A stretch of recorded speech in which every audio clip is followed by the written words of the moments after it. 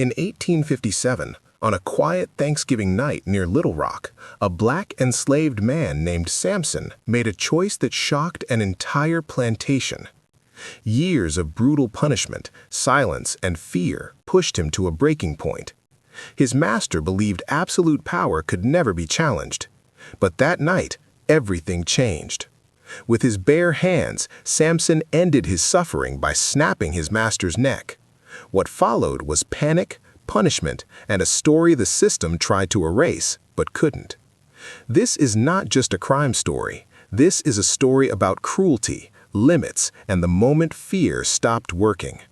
If this story made you think, don't forget to subscribe to the channel for more real dark history stories like this. And tell us in the comments, which state are you watching from? In 1857, near Little Rock, Arkansas, Samson lived a life that was never truly his own. He was a black enslaved man, born into a system that decided his value before he could ever speak. From sunrise to sunset, his days were controlled by orders, threats, and pain. The land he worked on was wide and green, but for Samson, it felt like a prison with no walls, only rules enforced by whips and fear. Every step he took, every breath he drew, belonged to his master. Samson was known for his strength from a young age. Even as a teenager, his body grew taller and heavier than many others.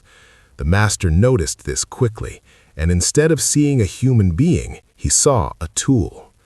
Samson was given the hardest work on the plantation. He lifted heavy logs, cleared thick land, dug deep soil, and carried loads that bent his back until his muscles burned. When others collapsed from exhaustion, Samson was forced to continue. His strength did not protect him, it made him a target. The master believed that a strong black slave was dangerous. Strength meant resistance, and resistance meant fear. To control that fear, the master relied on violence. Samson was punished more often than others, sometimes for real mistakes, sometimes for nothing at all. A slow step, a tired look, or even silence could be enough. The punishments were public, meant to send a message. Every strike was a reminder that power did not belong to the enslaved, no matter how strong their bodies were. Samson learned early that pain was part of survival. He learned how to stay quiet, how to lock his jaw, how not to scream even when his skin burned and his bones ached. Inside, though, something was changing. Each beating did not break him the way the master hoped. Instead, it planted anger deep inside his chest. He did not speak it, he did not show it, but it grew with every act of cruelty. The plantation ran on fear. Enslaved men, women, and children watched everything carefully. They learned when to lower their eyes, when to move quickly, and when to disappear into silence. Samson watched too. He saw families torn apart, children sold away, and bodies punished until they could no longer stand. As a black slave, he understood that the law would never protect him. The law belonged to men like his master, not to people like him. At night, when the work ended and the fields went quiet, Samson lay awake. His body hurt, but his mind hurt more. He thought about the life he was never allowed to have. He thought about freedom, not as a dream, but as a feeling he could not fully imagine. Sometimes, in the darkness, he imagined standing face to face with his master, not as property, but as a man. Those thoughts scared him as much as they gave him strength. The master's cruelty was not random. It was controlled and intentional. He wanted Samson to know that no amount of strength could save him. He believed that by pushing Samson harder, beating him more often, and humiliating him in front of others, he could crush his spirit. But the master did not understand something important. Violence can control the body, but it does not always control the mind. Other enslaved people noticed Samson's silence. They noticed how he never begged and never cried out. Some feared him, others respected him. A few whispered that one day Samson would fight back. Samson never answered those whispers. He knew that words could kill him faster than actions. In a world where black slaves were punished for simply existing, silence was sometimes the only shield. The year 1857 was heavy with tension. Across the country, arguments about slavery grew louder, but on the plantation, nothing changed. The master continued his rule, confident that fear would always win. He believed Samson was under control. He believed that breaking a man's body was the same as breaking his will. This belief made him careless. Samson's body carried scars, each one a memory of power used without mercy. His hands were thick and rough, shaped by years of forced labor. Those same hands, strong and trained by suffering, would one day end the life of the man who owned him. The idea was not yet a plan, but the path was already forming. Every beating, every insult, every moment of humiliation pushed Samson closer to a breaking point. As a black enslaved man, Samson lived with the constant knowledge that his life could be taken at any moment. Death was always nearby, through disease, exhaustion, or punishment. Yet the master never imagined that death would come to him instead. He never imagined that very strength he feared would become the weapon that killed him, that his neck would one day be snapped by the man he believed he fully controlled. This first part of Samson's story is not about the act of killing itself. It's about what comes before it. It's about a system built on cruelty and the slow pressure it puts on a human soul. Samson did not wake up wanting to kill. He woke up wanting to survive. But survival under constant brutality can change into something else. By the time Thanksgiving approached in 1857, Samson was no longer just a black slave under constant brutality. He was a man pushed to the edge, carrying years of pain in his body and anger in his silence. The foundation for violence was already laid. The master's neck had not yet been broken, but the force that would break it was already there, shaped by suffering, strengthened by injustice, and waiting for the moment when fear would finally loose its grip. Samson's strength was impossible to hide. As a black enslaved man, his body told a story before he ever spoke. His shoulders were wide, his arms thick from years of forced labor, and his hands were hardened by pain and work. On the plantation near Little Rock, people noticed him everywhere he went. Other enslaved people noticed him with quiet respect. His master noticed him with fear. That fear shaped everything that followed. The master believed that a strong black slave was the most dangerous kind. Strength meant the ability to resist, to run, or to fight back. Even though Samson never openly challenged authority, the master could not ignore what he saw. Every time Samson lifted a load that took 2 men, every time he worked longer without collapsing, the master felt his control slipping. Instead of trusting fear alone, he decided to crush Samson completely. Punishment became more personal. When other slaves were beaten, it was often quick and routine. When Samson was punished, it was longer and more brutal. The master wanted to make an example of him. He wanted everyone to see that strength would not save a black slave from suffering. He believed that if Samson's body could be broken in front of others, his spirit would break too. Samson felt this change immediately. He was watched more closely than anyone else. A single mistake could lead to violence. Sometimes there was no mistake at all. A look held too long, a pause before answering, or even standing too straight could be seen as disrespect. The master used these moments as excuses. Each beating was not just punishment, it was a warning. Inside Samson, fear mixed with anger.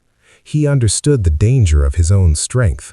He knew that the master saw him not as a man, but as a threat. Being a black slave meant that fear could never be explained away. It could only be answered with pain. Samson learned to move carefully, to keep his eyes low, and to speak only when ordered.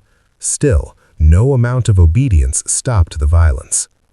Other enslaved people began to avoid being near Samson when the master was present, not because they disliked him, but because they were afraid of being caught in the storm around him. They whispered that the master was trying to kill Samson slowly. They whispered that one day Samson would fight back. Samson heard these whispers and said nothing. Words were dangerous. Silence was survival. The master's fear made him crueler. He believed that a strong black slave had to be reminded daily of his place. Samson was forced into work meant to exhaust him beyond reason. Long hours under the sun, heavier loads, fewer breaks. When Samson survived this too, the master grew angrier. Strength that could not be broken became an insult. At night, Samson lay awake with pain running through his muscles and bones. His body healed slowly, but his mind never rested. He replayed every beating, every insult, every moment of humiliation. He did not dream of revenge at first. He dreamed of peace. But peace felt impossible in a world built to deny it to him. Slowly, his thoughts changed. Survival alone no longer felt enough. The master believed fear would always win. He believed that Samson, as a black slave, would never dare to cross the final line. This belief made him careless. He pushed too far, too often. He did not understand that fear, when stretched too long, can turn into something else. It can turn into decision. There were moments when Samson felt the weight of his own hands. Hands that worked the land, hands that endured chains and blows. Those same hands were strong enough to end a life. The thought frightened him. He knew what the punishment would be. Death would not be quick or merciful. The law would not see a black slave as a man defending himself, but as property that rebelled. Still, the thought returned again and again. As the weeks passed, the master's violence became more reckless. He spoke openly about breaking Samson's spirit. He laughed about it in front of others. Each word added fuel to the fire growing inside Samson. The master did not see a human being listening. He saw something he believed he owned completely. Samson began to understand something important. His master feared him, but also depended on him. That dependence gave Samson a kind of invisible power. It was not freedom, but it was leverage. And with every act of cruelty, the master pushed Samson closer to using the only power he truly had, his strength. This part of the story shows how fear shaped both men. The master feared losing control. Samson feared losing his life. One used violence to protect power. The other absorbed violence until it changed him. The balance between them grew thinner each day. Deep down, Samson knew how this path could end. He did not yet know when or how, but the ending felt unavoidable. One day, the master would push too far. One day, there would be no witnesses, no chance to step back. On that day, the fear that ruled Samson's life would break, and when it did, the same strength that made the master afraid would become deadly. This part makes it clear that the killing was not sudden or meaningless. The moment when Samson would kill his master by breaking his neck was being built piece by piece. It was shaped by fear, cruelty, and a system that refused to see a black slave as human. The master believed violence kept him safe. In truth, it was the very thing that led him toward his end. By the end of this stage, Samson is no longer just enduring brutality. He is changing. The fear of his strength has turned him into a hunted man on his own plantation. And while the master believes he is tightening control, he is actually creating the force that will destroy him. Hands strong enough and a will pushed far enough to one day snap his neck and end his life forever. On the plantation, stories traveled faster than truth. They moved quietly, carried in whispers between long hours of work and tired breaths at night. Samson did not try to become a story, but over time, he became one. As a black, enslaved man known for his strength and silence, people watched him closely. They noticed how punishment seemed to slide off him differently, not because it did not hurt, but because he did not give his pain the satisfaction of being seen. Samson's body carried the marks of violence. His back showed old scars, some faded, some fresh. His hands were cracked and swollen from work meant to break him. Yet every morning he stood again. Other enslaved people began to notice that Samson survived things that left others unable to walk. He did not boast, he did not threaten, he simply endured. That endurance made people talk. The nickname, the Bone Breaker, did not come from Samson himself. It started as a nervous joke, whispered when the master was not around. People said it half in fear, half in hope. They looked at Samson's hands and imagined what those hands could do if they were ever used freely. The name carried weight because everyone understood what it meant. Bones were broken daily on the plantation, but always by the master's violence. The idea that a black slave could be the one to break bones felt dangerous, even to speak aloud. Samson heard the name eventually. He did not react. Names, like words, could be weapons. He knew better than to acknowledge it. But inside, the name settled. It became a mirror showing him how others saw him, not just as a victim, but as a force. That frightened him more than it comforted him. He understood that being seen as powerful made him more dangerous in the eyes of the master. The master noticed the whispers too. He noticed the way people looked at Samson, the way they stepped aside when he passed. This only deepened his fear. To him, a black slave with a reputation was a threat that needed to be crushed. He increased the punishments. He tried to humiliate Samson publicly, to strip away the quiet respect others had for him. Each attempt failed. Samson bent, but he did not break. What the master did not understand was that reputation grows not from strength alone, but from restraint. Samson had many chances to strike back. There were moments when the master stood close, unguarded, shouting inches from his face. Each time, Samson held himself still. That self-control added to the legend. People wondered how long it could last. At night, when the fields went silent, Samson lay awake thinking about the name he had been given. The Bone Breaker sounded like something out of a nightmare. He did not want to become a monster. He wanted the pain to stop. But the pain did not stop. It came daily, delivered with intention. Slowly, the name began to feel less like a rumor and more like a warning. The enslaved community lived on the edge of fear. Any sign of rebellion could bring punishment on everyone. Some worried that Samson's reputation would make things worse. Others quietly believed that if anyone could stand against the master, it would be him. No one said this openly. Hope was as dangerous as anger. The master's cruelty continued to shape Samson. Each beating hardened him, not in a way that made him cruel, but in a way that made him clear. He began to understand that the master would never stop. There would be no mercy, no reward for obedience. The system did not allow for peace. It allowed only for control. Samson's strength was not just physical, it was mental. He learned how to wait. He learned how to read moods, how to sense when danger was near. He learned when to disappear into work and when to stand his ground without moving. These lessons were taught by survival, not by choice. As time passed, the name the Bone Breaker became tied to a single image in people's minds. Not a slave being beaten, but a master falling. The idea was terrifying and thrilling at the same time. It was never spoken clearly, but everyone understood it. If Samson ever acted, it would not be a fight. It would be final. Samson himself began to imagine the moment he tried not to think about. He imagined the weight of his hands, the feel of bone beneath skin. He imagined what it would take to end a life that had controlled his own. The thought returned again and again, especially after punishment. He did not enjoy it, he did not seek it, but he could not push it away. Being a black enslaved man meant that even thoughts could be dangerous. Samson carried them alone. He knew that if he ever acted, there would be no escape. He would be hunted, judged, and killed. The law would not care about his suffering. It would only care that property had been destroyed.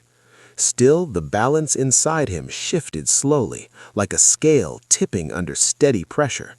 The nickname reached its true meaning when Samson understood it himself. The bone breaker was not about violence for its own sake.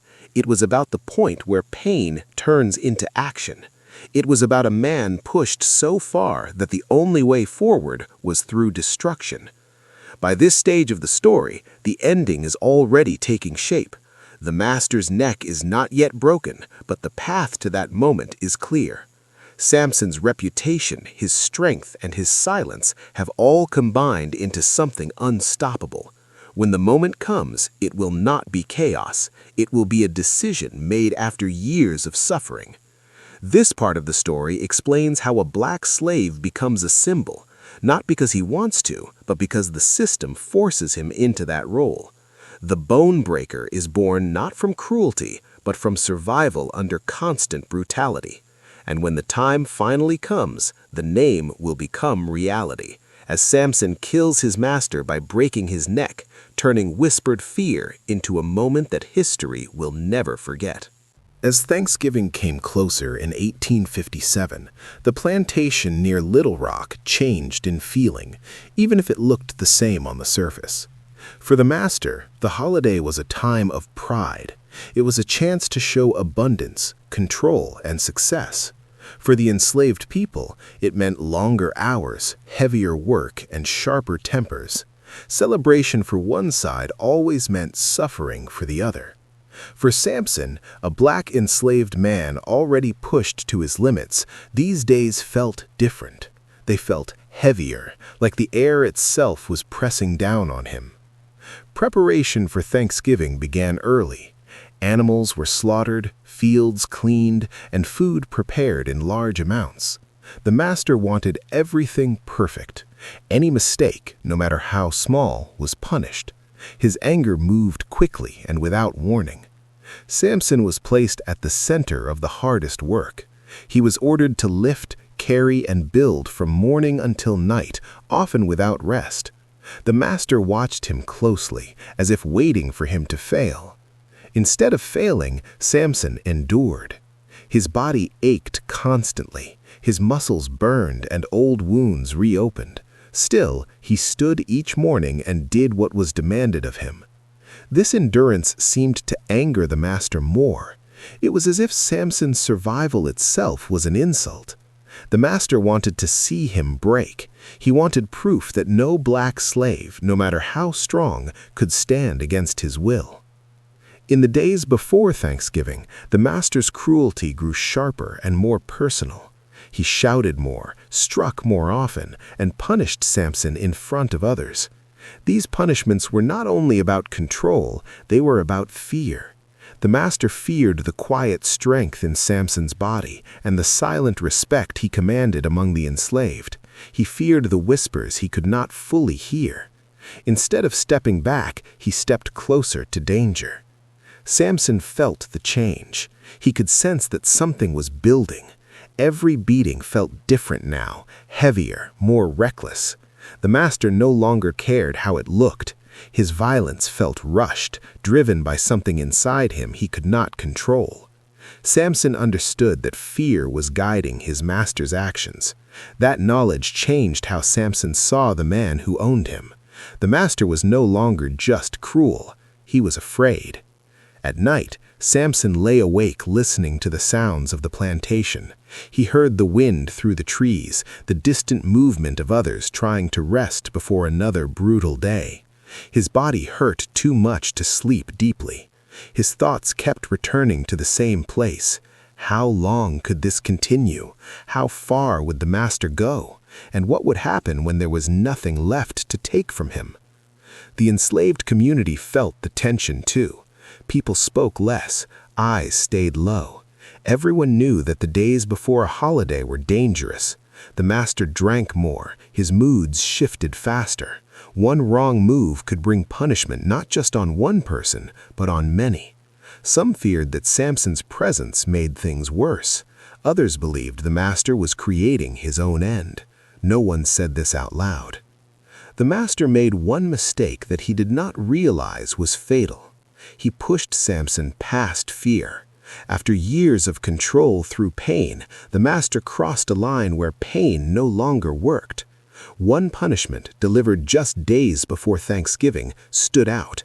It was longer, more violent, and meant to humiliate. The master wanted to remind everyone who held power. In doing so, he removed the last barrier inside Samson. Samson did not scream, he did not beg, he did not fight back. He absorbed the punishment in silence. But something inside him shifted permanently. Fear, which had ruled his choices for so long, lost its grip. In its place came clarity. Samson understood that there would be no safety as long as his master lived. Obedience would not save him. Strength alone would not save him. Only an ending would. As Thanksgiving drew closer, the master grew careless. He felt confident in his control. The holiday made him feel untouchable. He believed that tradition, law, and fear protected him. He did not see the danger standing in front of him every day. He did not see that Samson's silence had changed. It was no longer the silence of endurance. It was the silence of decision. Samson began to notice small things. How close the master stood when he shouted. How often he was alone during certain tasks. How easily a moment without witnesses could happen. These thoughts did not come with excitement or anger. They came calmly, like facts being placed in order. Samson did not want chaos. He wanted the pain to stop. Being a black enslaved man meant that Samson understood the cost of action. If he killed his master, there would be no mercy. He would be hunted, captured, and executed. He accepted this truth slowly, fully. The knowledge did not stop him. It freed him from fear of consequences. Once everything is already taken from a man, there is nothing left to threaten him with. The master, meanwhile, planned his Thanksgiving feast. He spoke proudly of the food, the guests, and the comfort of his life. He did not notice how Samson watched him now, not with hatred, not with fear, but with focus. The power between them had shifted, even if only one of them understood it. This part of the story shows how violence creates its own ending. The days before Thanksgiving were not just preparation for a meal, they were preparation for an act that could not be undone. Every insult, every beating, every moment of cruelty pushed Samson closer to a single choice. By the time Thanksgiving arrived, the decision was already inside Samson. The neck of the master had not yet been broken, but the hands that would break it were ready. The system that believed it could control a black man through endless brutality had failed to see the truth. It had created the very force that would destroy it. The feast was coming, and with it, the moment when Samson would finally end his suffering by killing his master, snapping his neck, and changing everything forever. Thanksgiving night arrived quietly on the plantation near Little Rock in 1857. For the master, it was supposed to be a night of pride and comfort. The food was ready, the work was done, and the house felt full of warmth and control. For Samson, a black enslaved man, the night felt heavy and slow, as if time itself was waiting. The air carried a strange calm, the kind that comes before something final. Throughout the day, Samson had worked without pause. His body was already worn down from the days of preparation, but he moved carefully, keeping his face empty and his eyes low. Inside, he was calm in a way he had never felt before. The fear that once lived in his chest was gone. In its place was a quiet focus. He knew what this night would bring, even if no one else did. The master drank more than usual. He laughed loudly, proud of himself, proud of the order he believed he had created. He spoke carelessly, his words sharp and cruel. He reminded the enslaved people who he was and who they were. Each insult landed on Samson without reaction. The master mistook this silence for submission. He did not understand that silence can mean many things. As the night grew darker, the guests began to leave. The house slowly emptied. Lamps were dimmed. The plantation became quiet again. This was the time Samson had noticed many times before, moments when the master felt safe, moments when he lowered his guard. Samson was ordered to help with a final task inside the house. It was not unusual. The master trusted his control too much to question it. Inside, the space felt smaller. The walls held years of cruelty, commands, and punishment. Samson stood near the master, close enough to hear his breathing, close enough to smell the alcohol on his breath. The master spoke sharply, giving orders, reminding Samson of his place. He stepped closer, invading Samson's space, confident that fear still ruled him. This was the moment where everything changed. The master raised his voice again, threatening another punishment, another reminder of ownership. Something inside Samson closed shut. There was no anger in his face, no hesitation in his body. Years of pain moved through him in a single breath. He acted not out of rage, but out of certainty. Samson stepped forward. His hands moved fast, guided by strength shaped by suffering. He grabbed his master firmly, one hand locking around his neck. The master did not understand what was happening until it was too late. He tried to pull away, shock flashing across his face. The power he believed he held vanished in an instant. Samson tightened his grip and twisted with force. There was a sharp sound, a sudden break. The master's neck snapped under the pressure. His body went still almost immediately. The struggle ended as quickly as it began. The man who had controlled Samson's life through violence collapsed, lifeless, on the floor. For a moment, there was only silence. Samson stood there, breathing heavily, his hands still shaking slightly. He looked at the body of his master, the man who had owned him, beaten him, and humiliated him for years. The reality of what he had done settled slowly. He had killed his master by breaking his neck. There was no going back. The system that had ruled his life had been shattered in one violent act. Samson did not celebrate. There was no joy in his face. What he felt was release mixed with understanding. He knew what came next. He knew the punishment would be severe. He knew the law would never hear his suffering. Still, for the first time in his life, his body belonged to him in that moment. He stepped back, looking around the room. Nothing had changed, yet everything had changed. The house that once represented power now felt empty. The man who believed himself untouchable lay dead by the hands of the black slave he feared most. The irony of it was heavy, even without words. Samson moved quietly after that. He understood that discovery was only a matter of time. The master's neck was clearly broken. There would be no confusion about how he died. The plantation would wake to panic, and his name would spread quickly. Still, Samson did not rush. He moved with calm purpose, as if the chaos had already passed through him. Outside, the night was cold and still. The stars looked the same as they always had. Nature did not react to what happened inside that house. Samson stood for a moment, breathing deeply, feeling the weight of his own hands. Those hands, shaped by years of forced labor, had ended a life. Not just any life, but the life that controlled his own. This part of the story is the turning point. Everything before it led here, and everything after it would be shaped by it. The killing was not wild or uncontrolled. It was direct, final, and rooted in years of brutality. Samson did not strike repeatedly. He did not torture. He ended it the way he knew how, using strength against a system that understood only force. Thanksgiving night, meant to celebrate abundance and gratitude, became a night of reckoning. The master's belief in absolute control died with him.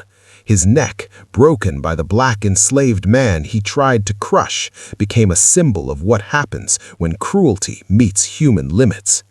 By the time the plantation would awaken to discover the body, the story was already written. Samson had crossed the final line.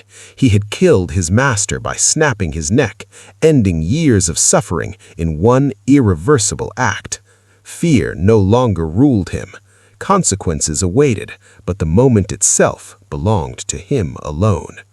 This was not just the night a man died, it was the night that a system was challenged in the most direct way possible. And from that moment on, Samson would no longer be remembered as only a slave, but as the man who broke his master's neck and changed the fate of everyone who lived on that land forever. Morning came slowly to the plantation, but peace did not come with it. The sun rose like it always had, casting light over the fields and buildings, but something felt wrong in the air. The usual sounds of movement were missing. No orders were shouted. No footsteps echoed from the big house. The silence felt heavy, unnatural, as if the land itself knew what had happened during the night. Inside the master's house, the truth waited. When the body was discovered, everything changed in an instant. The master lay still, his neck clearly broken. His life ended without warning.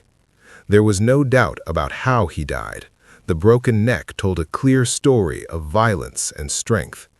Panic spread quickly, sharp and uncontrollable.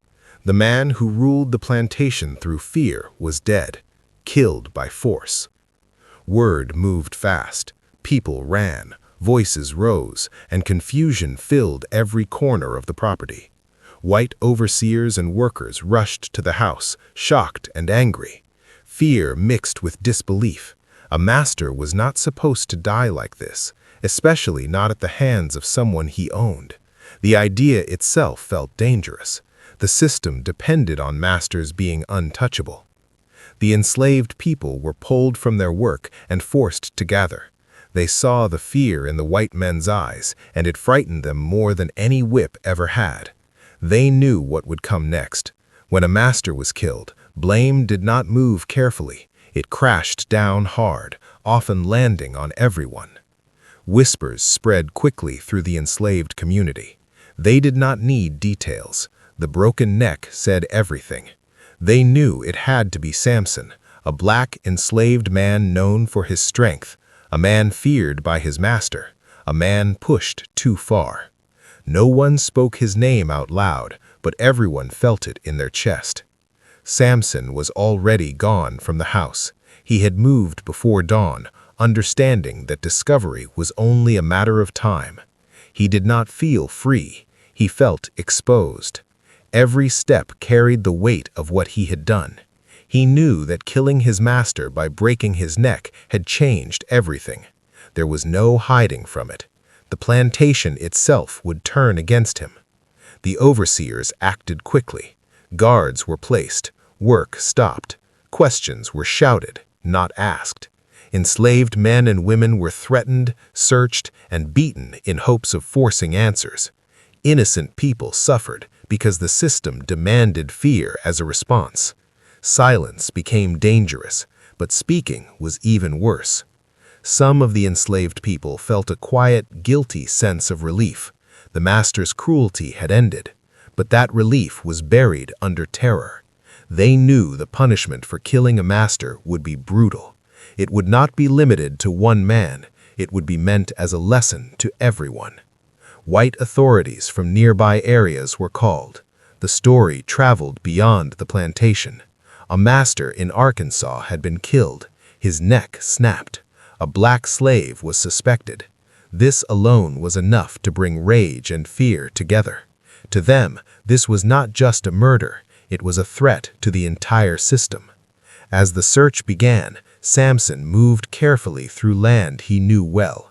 He did not run wildly. He knew that panic would only lead him into capture faster. His body was tired, his wounds still fresh, but his mind was clear. He accepted what he had done fully. He did not regret breaking his master's neck. He only regretted that it had taken so much suffering to reach that point. Behind him, the plantation changed shape. The master's house felt empty and dangerous. The place that once symbolized power now felt cursed. People avoided it, afraid of what it represented. The broken neck was not just an injury, it was proof that power could be taken away. Interrogations continued. Overseers demanded names, they demanded witnesses, but fear kept mouths shut. No one had seen the moment. No one wanted to be the one who spoke. In the system of slavery, truth was never protection. The authorities were certain of one thing. The killing had required great strength. The master's neck had not broken easily. This narrowed their focus. Samson's name moved from whisper to accusation. His reputation worked against him now. The same strength that helped him survive punishment made him the obvious suspect. As the hunt closed in, Samson felt the weight of inevitability. He knew capture was likely. Escape for a black enslaved man accused of killing his master was nearly impossible. Still, he kept moving. Each moment of freedom, even brief, mattered. Each breath taken without orders felt stolen and precious. The plantation community lived in fear during these hours. Enslaved people feared collective punishment. White men feared rebellion. The balance of terror shifted, but it did not disappear. It simply changed direction. Violence was now used to restore control, to remind everyone that the system would strike back harder. This part of the story is filled with silence and shock. The loud cruelty of the master was gone, replaced by a deeper, colder fear. The broken neck became the center of everything. It was talked about, argued over, and feared. It represented something the system could not allow to spread. The idea that a black slave could end his master's life with his own hands. Samson knew this truth better than anyone. He carried it in his body, in his memory. Killing his master by snapping his neck did not erase his suffering, but it gave it meaning. It proved that the fear used against him was not absolute. As night approached again, the search tightened. Dogs were prepared, weapons were ready. The message was clear. The system would not rest until Samson was found, not just to punish him, but to erase what he represented. By the end of this part, the plantation is no longer just a place of labor and control. It has become a site of trauma and warning. A master lies dead, his neck broken. A black enslaved man is being hunted. Silence rules every conversation. Shock hangs in the air. This moment is the pause before judgment. The act is done. The consequences are coming. And everyone understands that nothing will ever return to how it was before the night Samson broke his master's neck and shattered the illusion of absolute power forever. The hunt did not last long. By the second day after the killing, the land around the plantation felt trapped. Roads were watched, paths were blocked, and armed men moved with purpose. Dogs were brought in, trained to follow a scent. Every sound made people jump. Fear ruled the hours. For Samson, a black enslaved man who had killed his master by breaking his neck, the world was closing in from all sides. Samson had moved carefully at first, using his knowledge of the land. He avoided open spaces and stayed near trees and water when he could. His body was exhausted, his muscles sore from years of work and recent punishment. Hunger and thirst slowed him. Still, his mind remained steady. He knew this would end in capture. He accepted it. What mattered to him was that the master's cruelty had ended, that the neck he had snapped would never bark orders or raise a hand again.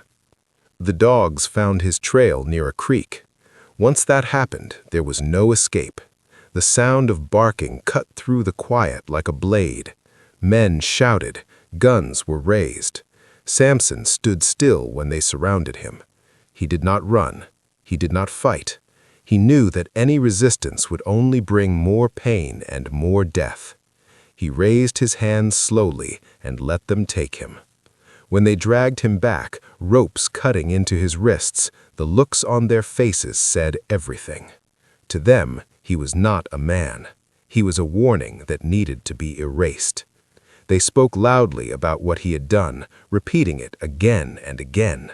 He broke his master's neck, they said, as if saying it enough times would make it impossible for anyone else to imagine doing the same. Back at the plantation, people were forced to watch. Enslaved men and women were lined up, eyes lowered, hearts pounding. Samson was paraded before them, beaten along the way, made an example before he ever stood before a judge. The message was clear. This is what happens when a black slave kills his master, when he breaks the neck of the man who owns him. The authorities wasted no time. There was no careful investigation. There was no search for understanding. The broken neck was all the proof they needed. Strength had killed power, and power demanded revenge. Samson was locked away, chained in a small, dark space, guarded day and night. He was given little food and less water. His body ached, but his mind stayed clear. The trial came quickly. It was held not to find truth, but to restore fear. White men filled the room. They spoke loudly, angrily, as if volume itself was justice. Samson stood alone, a black enslaved man accused of destroying property. No one asked about the years of beatings. No one asked about the punishment that pushed him past fear. The law did not see suffering. It saw loss of ownership. Witnesses spoke about his strength. They spoke about his reputation. They spoke about the broken neck again and again, describing it in detail. Each word was meant to paint him as a monster. Samson listened without reaction. He knew that nothing he said would change the outcome. His voice was not meant to be heard in that room. When Samson was asked to speak, he told the truth simply. He said he had killed his master. He said he had broken his neck. He did not beg. He did not deny it. His calm unsettled them. It was easier to punish a screaming man than a steady one. His silence felt like defiance, even now. The judgment was decided before the trial began. Death. It was announced without emotion, as if reading the weather. The sentence was not only for Samson, it was for everyone who might be watching, listening, remembering. The system needed a public ending to erase the meaning of the broken neck. In the days that followed, Samson was kept alive only to be displayed. People came to look at him, to stare at the man who had done the unthinkable. Some looked with hatred, some with fear, a few, quietly, with respect. Enslaved people were forced to pass by him, to see what awaited those who crossed the line. Samson spent his final nights thinking about his life. He thought about the first time he was beaten, the first time he learned to stay silent, the many times he believed obedience might save him. He thought about the moment in the house, the weight of his hands, the sound of bone breaking. He did not regret it. He regretted only the years stolen before it. The execution was planned carefully. It had to be public. It had to be clear. It had to be terrifying. The authorities wanted the broken neck of the master to be answered with the broken body of the slave. They wanted fear to return to its proper place. On the day of the execution, the crowd gathered. Samson was brought out in chains. He walked steadily. His body was thin and marked, but his posture was strong. He did not look away. He did not lower his head. He knew this moment would be the last message the system would send through him. As he stood there, Samson understood something deeply. They could kill him, but they could not undo what he had done. The master was still dead. His neck was still broken. The truth could not be hanged or buried. It would live on in whispers, in memory, in fear. The execution was carried out. The system took his life, just as it had promised. To those in power, order was restored. To the enslaved, something else remained. A story, a proof, a moment when a black slave ended his suffering by breaking his master and facing the cost without apology. This part of the story shows the full weight of judgment in a world without justice. Samson's capture and trial were never about right or wrong. They were about control. The broken neck had challenged that control, and the system responded the only way it knew. By the end of this stage, Samson's body is gone, but his act remains. The fear meant to erase him instead keeps his story alive. The law may have spoken, but history listens differently. And in that listening, the moment when Samson broke his master's neck becomes something more than a crime. It becomes a line that was crossed, a truth that cannot be unlearned, and a reminder of what happens when cruelty pushes a human being past the edge. After Samson's execution, the plantation did not return to normal.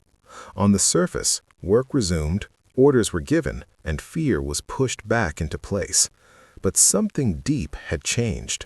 The land remembered what had happened. The people remembered.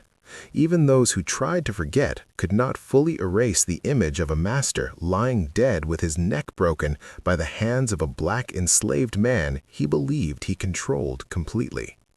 The white men who owned land and power spoke of Samson as a monster. They told the story again and again, but always in a careful way. They said he was dangerous, savage, and uncontrollable. They repeated how he killed his master by breaking his neck, using that detail to frighten others. Their version of the story was meant to restore fear, to make sure no one else followed the same path. Yet every time they spoke, they kept the memory alive. Among the enslaved people, the story lived differently. It was whispered late at night, passed quietly from one person to another. No one praised violence openly. No one said Samson was a hero out loud. That would have been too dangerous. But in the silence between words, something powerful existed. Samson had done what seemed impossible.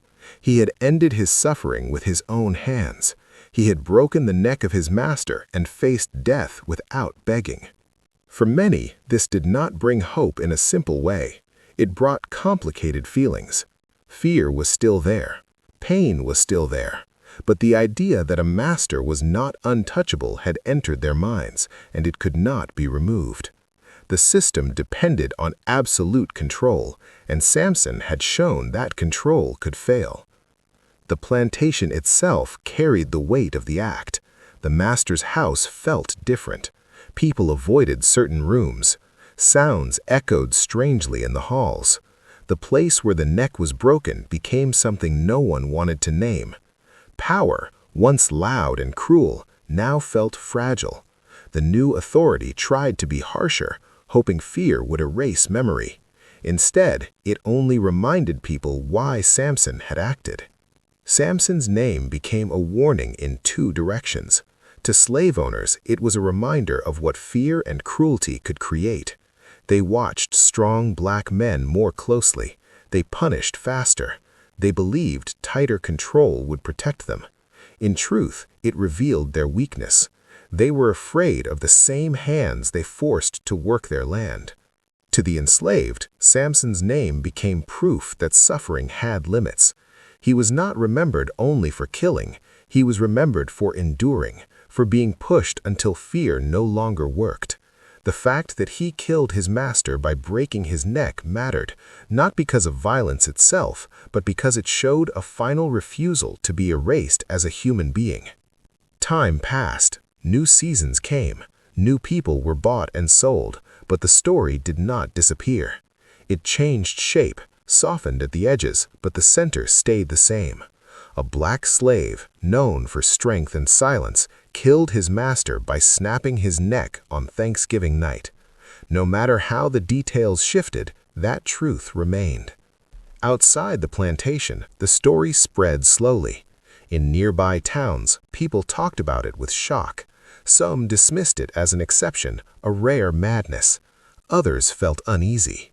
If one enslaved man could do this, what did it say about the system holding so many people down? These questions were dangerous, so most people pushed them away. Samson's life, short and full of pain, became larger than the man himself. He did not write a letter. He did not give a speech. His message was delivered through action and consequence. He showed that cruelty does not disappear when ignored. It builds, it waits, and sometimes it ends in a single, irreversible moment. The system tried to control the meaning of his death. They used his execution as a lesson. They wanted fear to be the final word. But fear is not the only thing people learn. Some learned caution. Some learned anger. Some learned that obedience does not always bring safety. And some learned that even in the darkest conditions, choice still exists, though it may come at the highest cost. Samson's death was the lesson they gave. His life was the lesson people learned. They wanted fear to be the final word, but fear is not the only thing people learn. Some learned caution. Some learned anger. Some learned that obedience does not always bring safety. And some learned that even in the darkest conditions, choice still exists, though it may come at the highest cost. Samson did not escape history's punishment. He paid with his life. That truth is important. His story is not a promise of freedom. It is a record of what happens when freedom is denied completely. The broken neck of the master did not end slavery. It did not change the law, but it cracked something invisible, something inside the belief that power is permanent. Years later, when people looked back, Samson's story stood out not because it was common, but because it was extreme. It showed the edge of human endurance. It asked an uncomfortable question. How much pain can be forced onto a person before fear stops working? Samson answered that question with his hands, with the sound of bone breaking, and with the calm way he faced the consequences. This final part of the story is about legacy, not a clean or comfortable legacy, but a real one. Samson is not remembered as purely good or purely evil. He is remembered as a man shaped by brutality who made a final choice when no other choices remained. His act forces history to look honestly at the violence that came before it. The plantation continued, but it was never the same. Every order carried an echo. Every punishment carried a shadow. The knowledge that a black enslaved man once stood where others stood and ended his suffering by breaking his master's neck could not be undone. In the end, Samson's story does not ask for praise. It asks for understanding. It shows how systems built on cruelty create their own destruction. It shows how silence holds power and how fear can be broken. Samson died, but the truth he revealed lived on. His legacy remains a warning and a reminder, a warning to those who believe power can be enforced forever through violence, and a reminder that even in the darkest moments of history, human limits exist. When those limits are crossed, consequences follow.